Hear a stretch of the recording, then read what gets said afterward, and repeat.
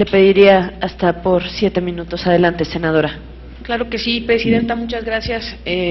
Buenas tardes y buenas tardes al titular de la CONAGUA y a todos mis compañeros y compañeras legisladoras, y saludo también al ingeniero Mijangos, delegado de CONAGUA en Tabasco.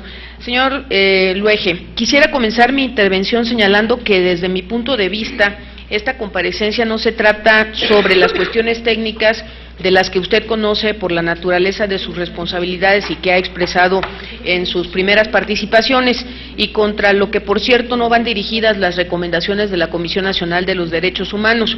Esta comparecencia trata sobre todo del desprecio por los derechos humanos por parte de la Comisión Nacional del Agua, que se ve reflejado en la reiterada negativa a aceptar las recomendaciones emitidas por la máxima autoridad defensora de los derechos humanos en el país. Una vez señalado lo anterior, entro al contenido de la recomendación 61/11. Debe quedar claro que la Comisión Nacional de Derechos Humanos no culpa en la misma a las autoridades federal, estatal y municipal de que Tabasco se inunde. Entendemos la responsabilidad de las lluvias y somos conscientes de la gran cantidad de zonas de alto riesgo de inundación que existen en Tabasco.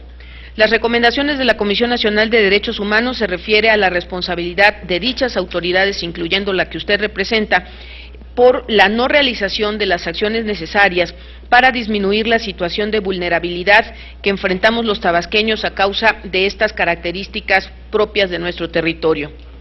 En el caso de la CONAGUA, se le señala como responsable por la no realización o la realización fuera de los plazos establecidos de las obras hidráulicas planeadas a efectuarse entre el 2007 y el 2012, cuya finalidad era precisamente evitar las trágicas consecuencias que vivimos los tabasqueños a causa de las inundaciones. Todo esto en un marco de acusaciones y sospechas de corrupción de los servidores públicos responsables de tales omisiones, documentadas incluso por la propia Auditoría Superior de la Federación, que aquí ha sido citado. Más aún, dirijo mis preguntas conociendo toda la información sobre el riesgo de inundaciones y toda una planeación de obras para evitar sus lamentables consecuencias, como por ejemplo, se pusieron a hacer en unos días lo que no hicieron en por lo menos 3 años, obras de emergencia como la apertura de ventanas o derivaciones de los ríos Grijalva y Carrizal, que tuvieron como consecuencia la inundación, incluso de zonas que no se inundaban y de las cuales los habitantes fueron desalojados en muchos casos con el uso de la fuerza pública y sin previo aviso. En este sentido, en la cuarta recomendación dirigida directamente a la CONAGUA, la CNDH le solicita instruir a quien corresponda para que cuando se tenga previsto desarrollar obras consistentes en infraestructura hidráulica, se implementen medidas para informar a la población que será impactada por las mismas, atendiendo a los principios que sustentan la política hídrica nacional, con énfasis en el derecho que tiene la sociedad a recibir información oportuna, plena y fidedigna, a efecto de evitar en un futuro daños similares a mayores a los ya acontecidos, así como pérdidas patrimoniales y de salud. Respecto a esta recomendación, la CONAGUA contesta que no se acepta porque todas las decisiones que pudieron afectar a la población fueron oportunamente informadas. Debe quedar claro en esta soberanía que las obras de infraestructura realizadas hasta el momento por la Comisión Nacional del Agua en el Estado de Tabasco le han cambiado el rostro al Estado, pero sobre todo también le están cambiando para mal la vocación agrícola que tiene históricamente el Estado de Tabasco. Y aunque la Universidad Juárez Autónoma de Tabasco y el Instituto de Ingeniería de la UNAM sean sus banderas para argumentar que técnicamente las obras están muy bien planeadas, especialmente las escotaduras, los resultados de los daños a los sectores productivos del Estado, los agravios sociales cometidos, ahí están presentes también.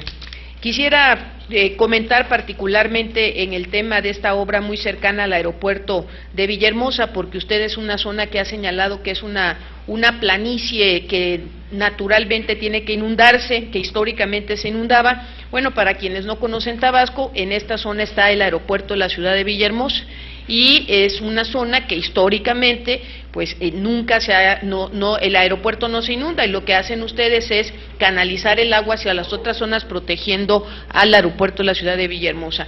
El término, la percepción ciudadana de todo lo que está ocurriendo en el Estado es que con estas obras, particularmente las escotaduras, tanto Comisión Nacional del Agua como Gobierno del Estado de Tabasco Lo que particularmente decidieron fue proteger el casco urbano de la ciudad de Villahermosa sin importarle los daños, sobre todo a los sectores primarios de la entidad.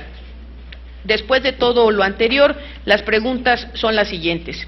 ¿Cuáles fueron las acciones tomadas por la Conagua y de qué forma las acredita para informar previamente a los habitantes de los municipios afectados de la apertura de las escotaduras o boquetes para el escurrimiento de agua?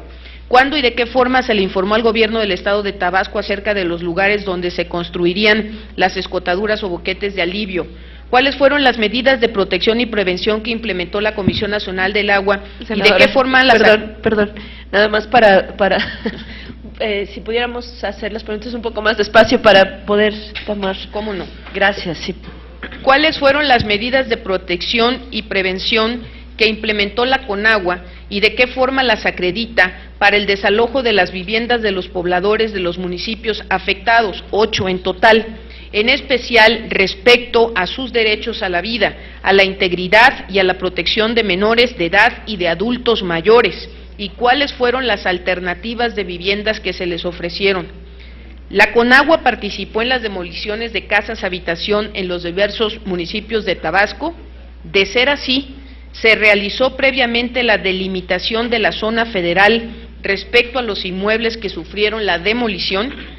¿Cuántos procedimientos administrativos de expropiación inició y concluyó la Conagua para la demolición de viviendas de los pobladores afectados? ¿A cuántas personas a la fecha se les han pagado las indemnizaciones correspondientes por la expropiación o afectación a sus viviendas por parte de la Conagua? Y vale la pena precisar que el tema que nos ocupa y que dio pie a estas recomendaciones de la Comisión Nacional de Derechos Humanos, no se puede argumentar que se le haya pagado a los afectados a través del Fondo Nacional de Desastres. El Fondo Nacional de Desastres se utiliza precisamente cuando los afectados son resultado de fenómenos naturales. En términos generales, las inundaciones, particularmente la del 2010, que nos ocupa en estas recomendaciones en el estado de Tabasco, la gran mayoría de los afectados son por la mala planeación de las obras que realizó la dependencia que usted representa a nivel federal. Por su atención, muchas gracias.